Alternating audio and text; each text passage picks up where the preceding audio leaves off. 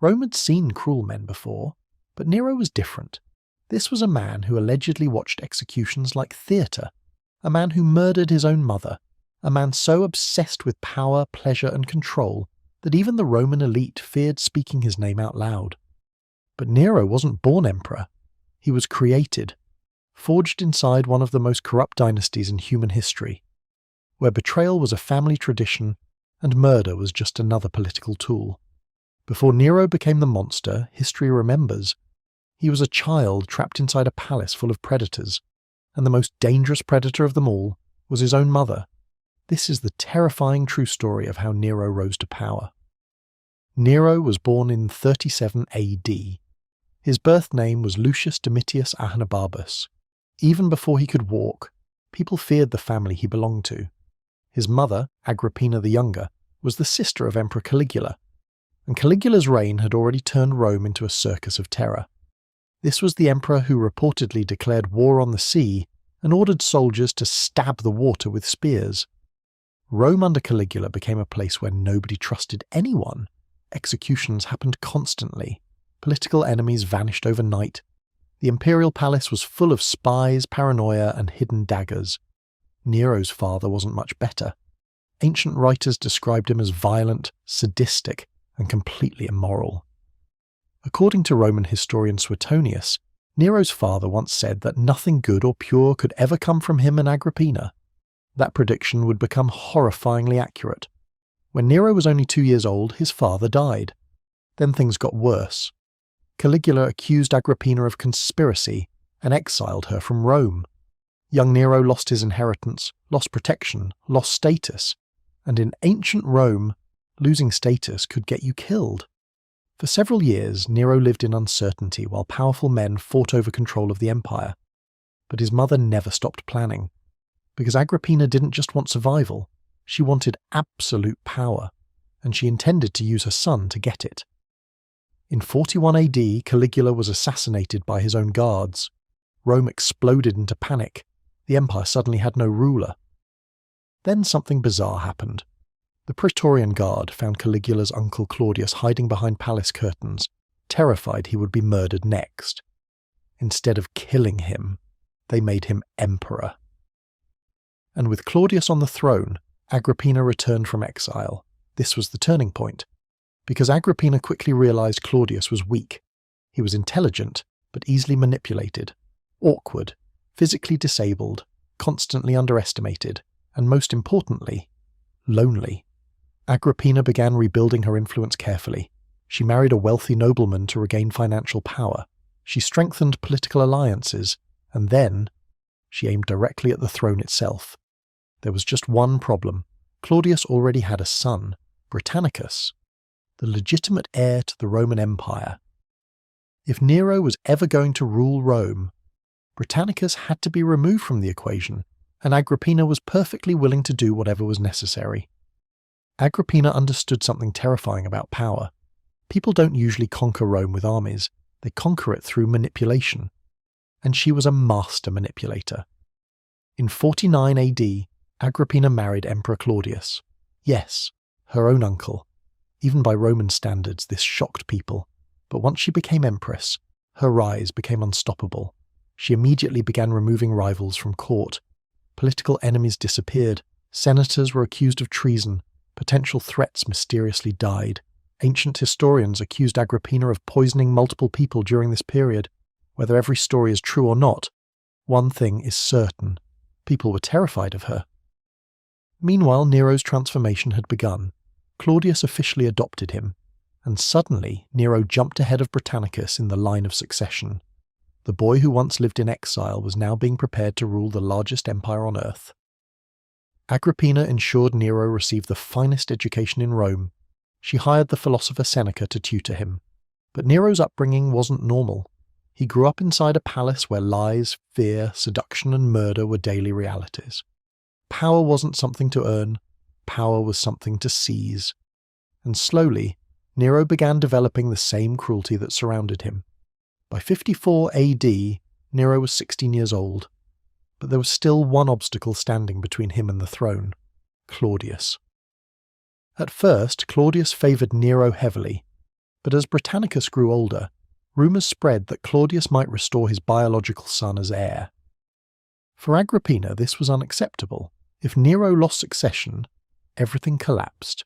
So according to multiple Roman historians, Agrippina decided Claudius had to die.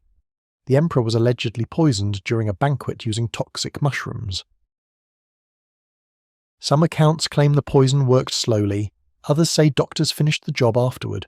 Either way, Claudius was dead, and before the empire could react, Agrippina moved immediately. The palace was sealed. Information was controlled. The Praetorian Guard was bribed and secured, and before Rome fully understood what happened, Nero was declared emperor. At 16 years old, imagine that. A teenager suddenly controlling the most powerful empire in the world. An empire built on conquest, slavery, corruption and blood. And behind him stood the woman who engineered the entire thing, his mother. At first, Nero's reign looked promising. He was young, charismatic, handsome. The Roman people loved spectacle, and Nero understood entertainment better than most rulers before him. But underneath the charm, something darker was growing. Nero hated criticism, hated authority, hated being controlled, and the one person still trying to control him was Agrippina. She expected to rule through her son. At times, she even tried participating in government meetings directly. Coins were minted with her face beside Nero's. This was unheard of. But Nero slowly began resenting her influence. The relationship became increasingly toxic. Arguments exploded inside the palace. Alliances shifted. And eventually, Nero decided there was only one way to become truly free. His mother had to die. At first, he allegedly attempted poison. When that failed, he devised something even more insane, a collapsing boat. Nero invited Agrippina onto a specially designed ship meant to fall apart at sea. The plan failed. Agrippina survived the wreck and swam ashore. When Nero learned she was alive, he panicked, so he sent assassins to finish the job. According to Roman accounts, when the killers arrived, Agrippina pointed toward her womb and shouted, "Strike here!" The same womb that gave birth to Nero, the same woman who sacrificed everything to put him on the throne, was murdered on his orders. And after that, whatever humanity Nero had left seemed to disappear. As Nero's power grew, so did his appetite for excess. He became obsessed with performance, luxury, and personal pleasure. He viewed himself not just as emperor, but as an artist. He forced Roman elites to attend his performances for hours. Nobody was allowed to leave. Some reportedly pretended to faint just to escape. Others allegedly died sitting through his endless recitals. But Nero's cruelty extended far beyond vanity. He became increasingly paranoid. Executions multiplied. Political rivals vanished. Anyone suspected of disloyalty risked death. And then there were his relationships. Nero's personal life became infamous even in ancient Rome. Among the many disturbing stories tied to him was his relationship with Sporus. According to ancient sources, Sporus was a young boy Nero supposedly had castrated because he resembled Nero's deceased wife. Nero then reportedly dressed him in imperial clothing and treated him publicly like an empress. But disturbing as that story is, it was only one example among many. Because by this point, Nero's court had become a place of chaos, indulgence, humiliation, and fear. The emperor increasingly behaved as though normal rules no longer applied to him, and in many ways, they didn't. He controlled Rome, he controlled the military, he controlled life and death, or at least, he thought he did. What makes Nero's rise to power so terrifying is how calculated it was. This wasn't random madness. This was years of manipulation, years of political engineering, years of assassinations, marriages, betrayals, and propaganda. Agrippina built Nero carefully. She removed rivals one by one. She infiltrated the imperial family. She poisoned an emperor, and she placed her teenage son on the throne of the Roman world. But in the end, the monster she created turned against her. Nero rose to power through fear, bloodlines, manipulation, and cruelty. And once he became emperor, those same qualities consumed his reign entirely, because power gained through terror rarely ends peacefully. It only creates more terror. And Nero would soon become one of the most hated rulers in Roman history. Not because he was born evil, but because Rome itself rewarded people for becoming monsters. Nero's story is more than the rise of one emperor. It's the story of what happens when unlimited power falls into the hands of someone raised in corruption from birth, a child shaped by murder, guided by manipulation, surrounded by fear. And when that child finally gained absolute power, Rome paid the price.